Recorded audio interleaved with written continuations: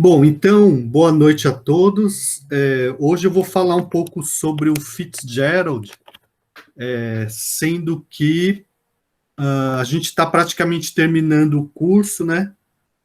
Tem hoje e tem mais 3 datas, né? Então, hoje, dia 26/7. Daí a gente tem no dia 2/8 e 9/8. Daí tem um recesso de 2 semanas, né? E finalmente no dia 30 de agosto a gente termina, certo? Então, eu deixei, na semana passada eu falei bem rapidamente a respeito do William Faulkner, né?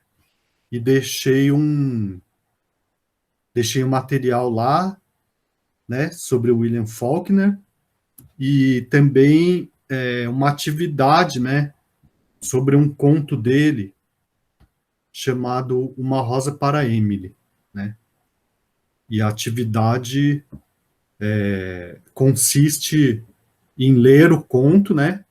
E ver o vídeo, ler os textos introdutórios a respeito do autor e observar quais características esse conto tem, que são apontadas como características gerais do autor, né? E quais características não tem, certo? E hoje a gente vai falar a respeito do Fitzgerald, né?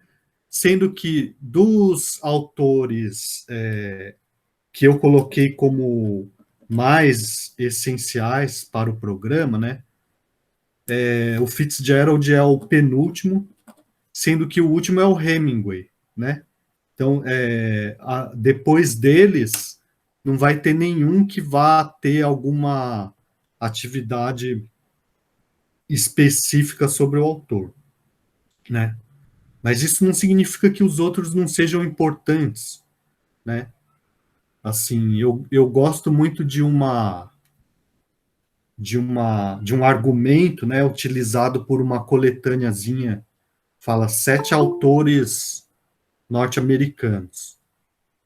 E daí eles escolhem 7 autores, né, e falam assim, bom, poderíamos incluir outros, né, mas nenhum desses poderia ser tirado, né. Então, eu estou seguindo mais ou menos o mesmo raciocínio, né.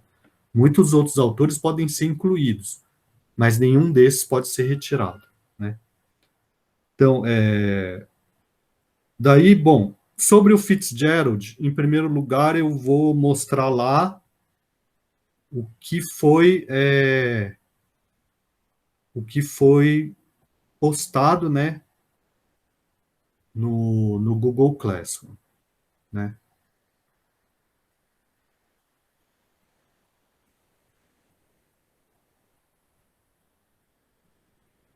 Bom, então, tem esse vídeo aqui, né, daquela série Literatura Fundamental, com a professora Maria Elisa Sevasco, né, falando sobre a obra O Grande Gatsby, que é considerada a obra principal do Fitzgerald, que é um romance, né? É um romance bastante conhecido e que tem 3 versões cinematográficas, né? Sendo que a última é de 2013. Não sei se alguém já assistiu. Bom, eu acho que todas as versões são relativamente boas, né? Nesse caso. Mas é claro que nada substitui a leitura do livro, né? Porque, como a própria professora diz aqui no documentário, né? Não é tanto a história que é contada, mas o modo como a história é contada que faz com que a obra seja grandiosa, né? E daí aqui tem daquele outro programa Grandes Livros, né?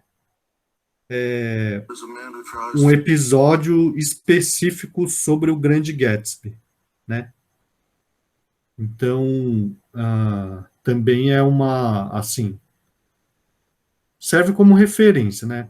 Para entender qual a importância do livro, quais as características gerais, né? Do livro e do autor, né? E depois o próprio livro em PDF, né? Que dá para ser encontrado naquele site Lê Livros, né? Que dá para encontrar muito outro material bom, né? E confiável, né? Quer dizer, a gente pode ter certeza a versão que está sendo compartilhada aqui é uma versão que, mesmo que tenha alguns erros, né? Porque às vezes acontece. Eu não sei exatamente qual é o sistema que eles utilizam para digitalizar, mas às vezes acontece alguns erros assim, na hora de digitalizar uma determinada letra, ela é interpretada como sendo outra, né? Mas é muito fácil a gente deduzir qual é o erro, né? Então, por isso, não chega a comprometer, né? Então, bom, daí, como sempre, eu coloquei alguns artigos introdutórios, né? No caso, daquela editora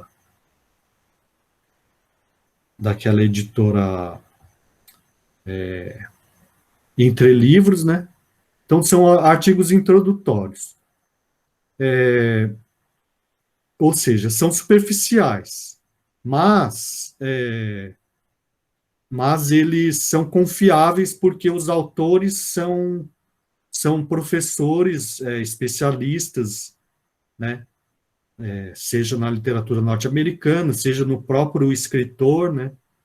Então dá para confiar, né? Então fala sobre a obra, sobre o autor, sobre algumas adaptações cinematográficas, etc.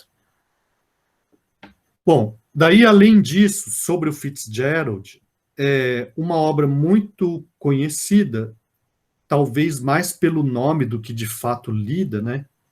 É esse conto, o Curioso Caso de Benjamin Button, que às vezes é traduzido como O Estranho Caso de Benjamin Button, que é como foi feita a tradução dessa versão aqui em PDF que eu encontrei, né, para compartilhar com vocês, né? Esse conto ele é bem interessante e ele parte de uma frase do Mark Twain, né, segundo a qual, assim, o Mark Twain se pergunta como seria se a gente nascesse velho, né, e fosse rejuvenescendo, que é uma espécie de lugar comum, assim, do tipo, puxa, como seria bom ter a energia da juventude com a sabedoria da maturidade, né? E o Fitzgerald parte dessa ideia para escrever o conto dele, né? E o conto é, assim, uma obra-prima, né? E ele está num livro chamado Seis Contos da Era do Jazz. Ele foi publicado nesse livro, Seis Contos da Era do Jazz, que, se não me engano, é de 1925, né? E então tem outros contos aqui, né? Sendo o Curioso Caso de Benjamin Button só um deles. Ó, aqui, essa versão que eu coloquei aqui, eu não coloquei o livro inteiro, eu coloquei os textos introdutórios, que é mais uma referência crítica a respeito do autor, né? A própria filha do Fitzgerald escreve aqui, falando sobre essa obra, né? E aqui tem mais contos do que da edição original, que seriam só 6, né? E esses outros contos, eles são muito pouco falados, assim, de um modo geral, né? Mas eles são interessantes também, né? E só que eu acho o Benjamin Button o melhor, né? Inclusive, eu reli hoje esse conto, O Curioso Caso de Benjamin Button, e reli também uma, uma edição em quadrinho, sabe? Que é essa daqui, ó. Que é muito interessante também. E eu vou compartilhar com vocês, né? Eu vou compartilhar com vocês que foi essa edição em quadrinhos, ela foi escaneada para o desenvolvimento de uma pesquisa de iniciação científica, né, que eu estou orientando, né? E bom, tem o filme, né? O Curioso Caso de Benjamin Button. Só que eu não sei se alguém gosta desse filme, mas ele é completamente diferente, né? E não é ruim por ser completamente diferente. Na minha opinião, ele é ruim porque ele é ruim mesmo, ele é ruim por si só, né? Mesmo que ele não fosse uma adaptação do conto do Fitzgerald, ele seria um filme de sessão da tarde, só que longo demais para ser visto durante a tarde, né? Então, por isso ele é ruim. É sentimentalorde. Assim, como passatempo, pode ser bom. Como um passatempo, ele pode ser bom. Só que como uma obra cinematográfica, ele não é bom, na minha opinião, né? Mas vocês podem discordar também, né? E como uma adaptação do Fitzgerald é pior ainda, né? Por quê? Porque o nome é o mesmo, né? Então, tá na cara que o diretor quis promover o filme, né? Pela associação com a obra do Fitzgerald, né? Mas ele não tem absolutamente nada a ver em nenhum sentido, nenhum aspecto. A única coisa que ele aproveita é a ideia do homem que nasce velho e vai rejuvenescendo, né? Só isso. Porque o resto é completamente diferente. Bom, de qualquer maneira, assim, a minha proposta é que vocês vejam esse material, né? Começando pelos vídeos, né?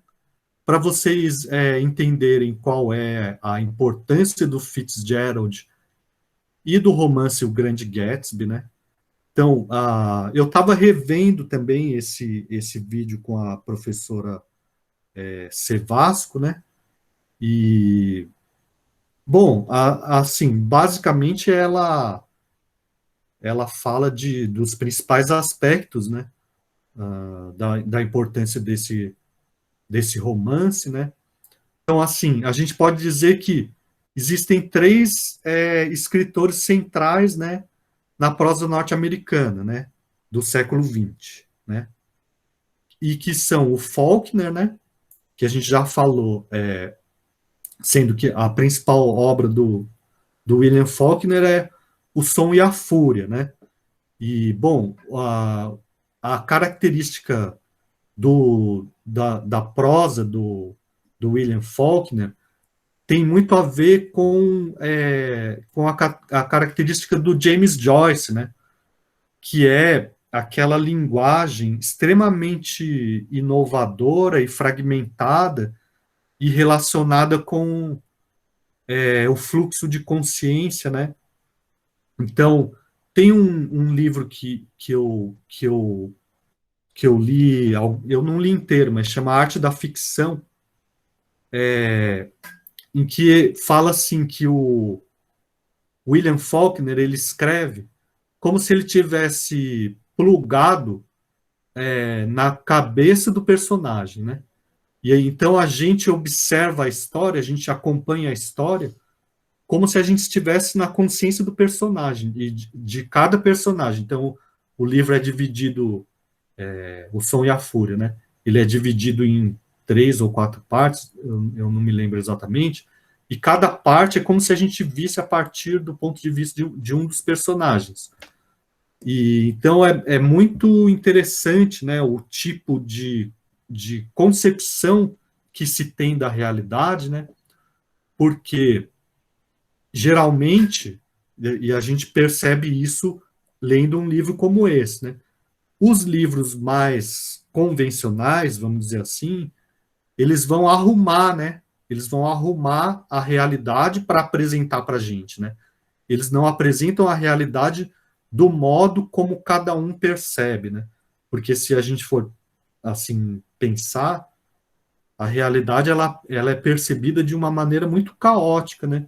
E depois ela é organizada para a gente, assim, expressar aquilo que a gente percebe, né? Então, se vocês forem tentar imaginar como seria retratar a realidade a partir do ponto de vista de vocês, né? Que é subjetivo, né? Então, apresentando todas as reflexões, lembranças, sentimentos, tudo isso que é fragmentado e caótico e muitas vezes inconsciente, né? Como seria expressar isso de uma maneira direta, né? Então, é isso que o William Faulkner faz, certo? Já o Fitzgerald é uma coisa muito diferente, porque ele, por exemplo, no Grande Gatsby, é um narrador personagem, né? Mas o personagem que narra não é o próprio Gatsby, né? É aquilo que a gente chama de narrador testemunha, ou seja, é aquele que ele observa, né? Ele é personagem, ele observa de perto, mas ele não está diretamente ligado no conflito, né? Então isso dá uma uma posição, né, de certa forma privilegiada, né? Porque permite observar de perto, né? Mas ao mesmo tempo sem estar diretamente envolvido no conflito, ou seja, com alguma distância, né? Prof. Fala, Alessandra. Esse tipo aí de narrador que o senhor falou entraria naquele extra-diegético que você tinha comentado? Não, não é extradiegético. Ele é homodiegético, né? Homodiegético. Ele é homodiegético, porque a diegese é a história, né? A história. Ele está no mesmo nível da história, por ser personagem, né? Certo? Certo, obrigada. Está dirigindo? Passou uma moto aqui na rua bem na hora que eu abri. Uhum. Não, então, ele é homodiegético, porque ele está no nível da diegese, ou seja, no nível da história, pelo fato de ser personagem, né? Agora, quando o narrador é um personagem diretamente ligado no conflito, ou seja, quando ele narra a própria história, né, o próprio conflito, ele é autodiegético, né? Que é o que acontece, por exemplo, nos contos do Poe, né? O Gato Preto, por exemplo, né? No Gato Preto, né? Não é todos os contos do Poe, mas esses contos mais assim de terror ou mais fantásticos, né? Do Poe, é o próprio personagem tomado por uma espécie de loucura que cometeu alguma coisa. Daí ele narra depois. Então, quer dizer, então entre o narrador e o personagem tem uma distância temporal, né? Mas é o próprio personagem que cometeu aquilo que vai ser narrado, né? Então é outro tipo de narrador. Mas enfim, e qual a outra questão importante também do, do Grande Gatsby, né? É o tema, né? É o tema da história, né? Que o Grande Gatsby é um sujeito que enriqueceu muito, né? Só que ninguém sabe exatamente de que maneira ele enriqueceu, né? E, e ele promove festas, né? Para atrair a atenção de uma mulher com quem ele teve um relacionamento anterior e de quem ele ainda gosta, né? Só que essa mulher está casada com um sujeito milionário e um milionário de nascença, né?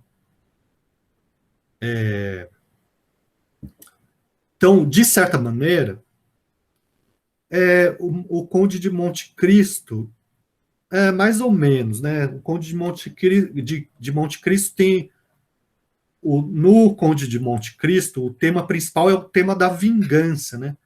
Nesse caso, não, o tema principal é o tema da riqueza, né? Da riqueza material, né? Mas é uma questão meio ambígua, né? A maneira como essa riqueza é retratada. Por quê? Existe uma certa admiração pela riqueza, né? Mas ao mesmo tempo existe uma percepção, né, de superficialidade, né, nessa riqueza, né? Então, o momento também tem a ver com o capitalismo financeiro, né, que já aparece no Melville, né, no Bartleby, já aparece esse tema do capitalismo financeiro, né? Ou seja, das pessoas que enriquecem sem trabalhar, enriquecem com o próprio dinheiro, né?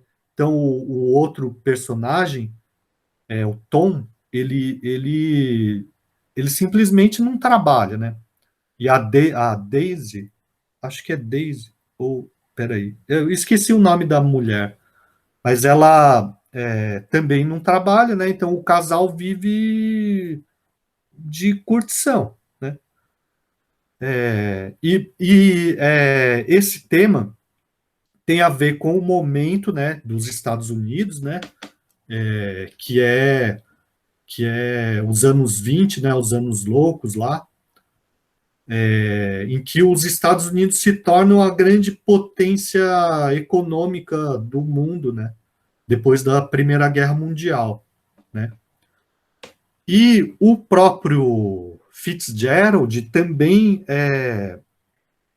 o próprio Fitzgerald, a biografia dele também tem a ver com essa história, né?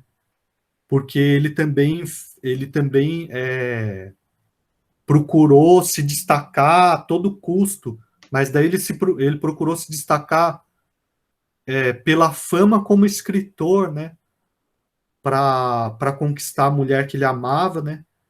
E, e depois eles viveram promovendo festas assim,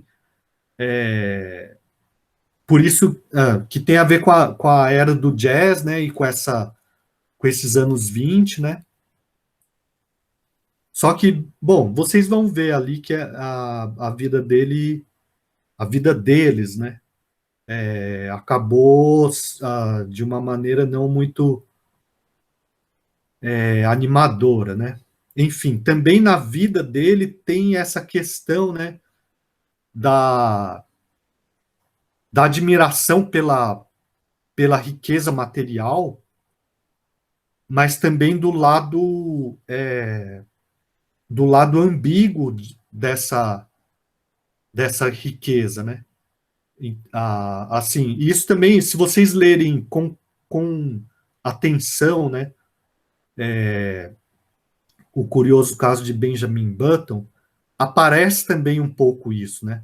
Mas a maneira como a sociedade é retratada, né, é de uma, assim, é de uma forma bastante crítica, né, pela superficialidade das relações, né?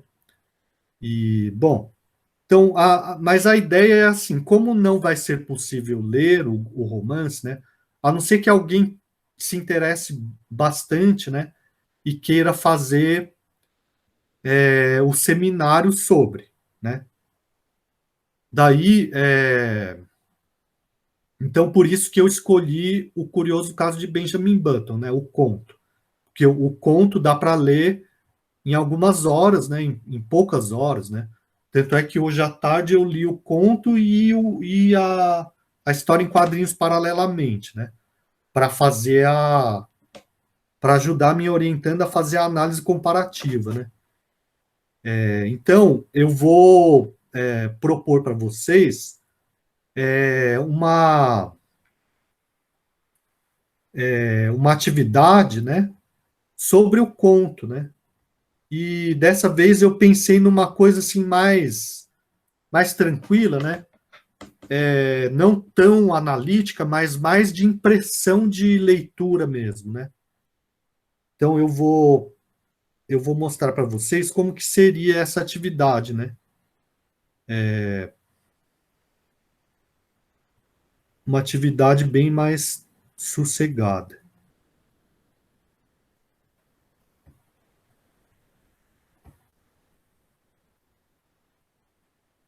Ó, então seria assim, ó. Leia o conto Curioso Caso de Benjamin Button, né? Ou o Estranho Caso de Benjamin Button, conforme a tradução, sendo que a versão que eu coloquei é O Estranho Caso de Benjamin Button, de Francis Scott Fitzgerald. Depois compartilhe as suas impressões de leitura e opiniões a respeito do conto, buscando responder sinceramente. Você gostou do conto? Por quê? O que lhe agradou ou desagradou no texto? Supondo, aqui eu fiz no ano passado, né? A gente estava vivendo no contexto da pandemia, que bom, a gente continua vivendo, né? Só que agora eu acredito que a gente já esteja no final, né? Supondo que tivesse um canal no YouTube ou um blog sobre dicas de leitura, você indicaria este conto para o seu público? Em caso afirmativo, como faria isso? Em caso negativo, justifique. Como interpreta o conto? Em outras palavras, supondo que ele tenha uma mensagem ou que haja uma moral da história, que mensagem ou moral da história seria essa? Ou lhe parece que esse conto não tem nenhuma mensagem ou moral da história e ele é simplesmente absurdo, né? Talvez aqui eu trocasse para, assim, o objetivo é simplesmente um entretenimento, né? Você vê alguma relação entre esse conto e os aspectos gerais da obra de Fitzgerald, como apontado pela crítica, conforme apontado pela crítica, né? Neste caso, é recomendável que sejam lidos os textos críticos e os vídeos postados aqui no Google Classroom, né, dessa disciplina, ou ainda outras fontes preferencialmente acadêmicas que devem ser citadas. Durante a leitura ou ao final dela, quais os efeitos emocionais que o conto lhe causou, ou você ficou indiferente emocionalmente? Então, a ideia é assim, é simplesmente uma troca de impressões de leitura, né? Que é uma coisa bastante mais subjetiva, né? Mas não menos importante, né? Então, se a gente for pensar, né, no caso da literatura, esse momento de impressão de leitura é algo essencial, né? Tão essencial quanto a reflexão crítica que vem depois, né? E porque sem isso não se faz literatura, né? Assim, sem ter esse primeiro momento que é de uma relação subjetiva com o texto, né? A literatura não faz sentido nenhum, né? Assim como as outras artes, né? Não faz sentido você estudar música se você não gosta de música, se você ou ainda, né? Só faz sentido ouvir música se você gosta, né? Ou mesmo que você tenha que refinar o seu gosto, né? Então é claro que a gente estudando literatura, a gente refina o nosso gosto literário, né? Mas se você não gostar, em momento nenhum você gostar, não faz sentido, né? Assim como cinema, ou música, ou artes plásticas, ou teatro, ou qualquer outra forma de expressão artística, né? Dança, arquitetura, fotografia, né? Certo? Então, por isso eu pensei numa coisa mais livre, mais subjetiva, certo? O prazo de entrega, eu penso em deixar para a semana seguinte a do Faulkner, ou seja, dia 9/8, certo? O prazo de entrega, né? E, uh, bom, se alguém quiser, ainda dá tempo de propor os seminários, né? Podendo também falar sobre o Fitzgerald, caso alguém assim desperte o interesse, né? Tem outras obras dele que são interessantes, sendo que uma delas, assim, bastante conhecida também, se chama Suave é a Noite, né? Que é bem interessante e que trata, e também está relacionada com dados biográficos dele, né? Mas, enfim, basicamente é isso, né? Daí, na próxima semana, a gente fala sobre o Hemingway e a gente corrige a atividade sobre o Faulkner, né? E daí, daí a gente vai ter a semana do dia 9, em que eu posso falar sobre outros autores, né?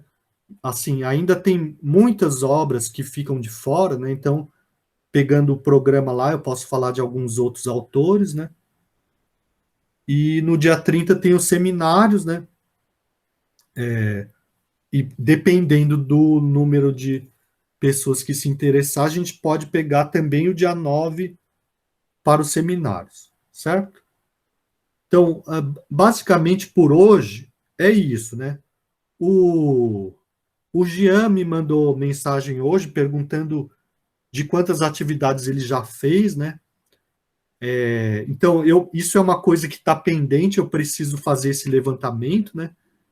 E daí eu faço o levantamento de todos os alunos até agora, né?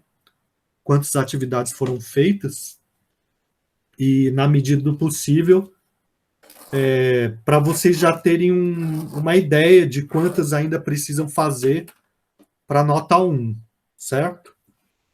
E daí a nota 2 é aquilo, né? Pode ser o seminário, pode ser a resenha, né? Sendo que, se for o seminário, a apresentar a proposta com alguma antecedência, né? Para que a gente possa também ler ou reler a obra e acompanhar melhor o seminário. Tudo bem? Então, basicamente, é isso, né? Eu vou terminar de colocar os detalhes a respeito dessa atividade aqui e para publicar lá, né? E também vou publicar, como eu falei, a versão em quadrinhos para quem tiver interesse, né? Do curioso caso de Benjamin Button. E daí eu fico à disposição agora para caso vocês tenham pergunta ou observação, para ouvir vocês e responder.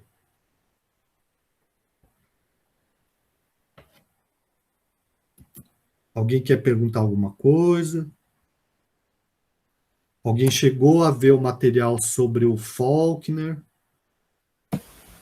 Eu li o conto já, não li nada crítico sobre, né, nenhum artigo ainda, mas eu li o conto, Uma Rosa para Ele. Sei.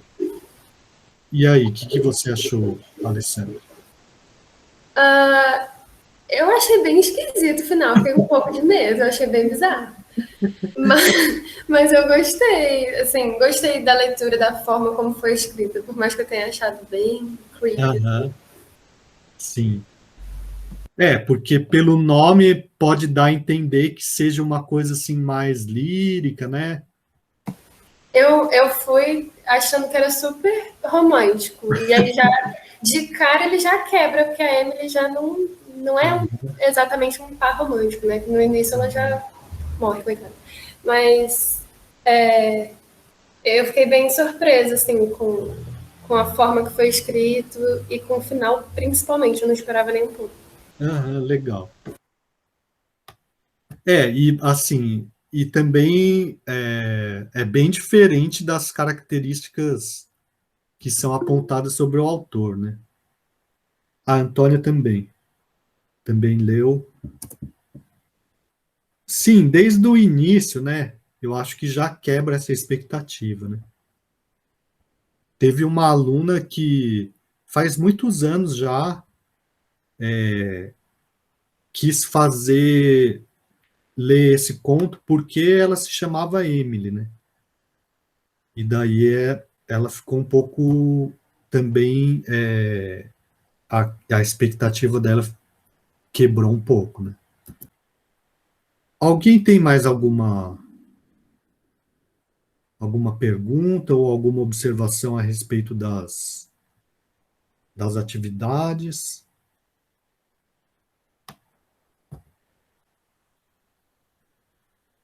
Bom, se não tiverem, então a gente termina por hoje, né? E daí vocês já vão vendo os episódios lá dos documentários, lendo os textos, certo? Tá bom? Então tá, então eu agradeço a presença de vocês, a participação, né? E vou encerrar a gravação agora, né? E espero que vocês aproveitem o tempo aí, tá bom? Valeu, Pro. Boa noite. Obrigado. Eu que agradeço, obrigado, boa noite.